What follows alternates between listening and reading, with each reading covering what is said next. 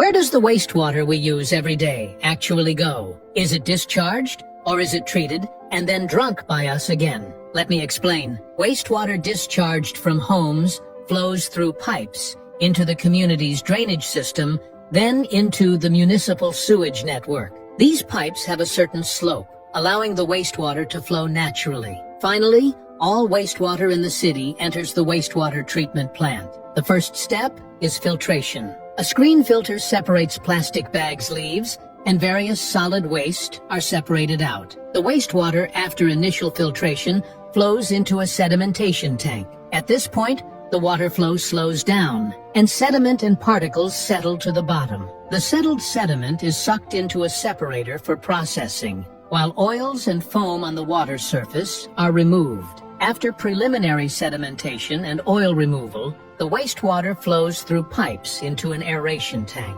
You can see the water vigorously bubbling. This is not boiling, but rather the injection of a large amount of oxygen into the tank. The purpose of oxygen injection is to activate the microorganisms in the water, accelerating the decomposition of organic matter. This process is known as biochemical degradation. The wastewater is then discharged into another tank, where lime and salt are added, causing certain substances to crystallize and settle. This mixture of water and sludge enters another secondary settling tank, where the sludge settles to the bottom of the tank. Now the sludge and water are separated. The sludge at the bottom is collected by a sludge pump into a large tank, where the water-containing sludge settles again. At this point, some water can be separated and recirculated back to the previous settling tank. The remaining sludge is sent to a fermentation tank, where it is heated to continue fermenting, producing methane, carbon dioxide, and water.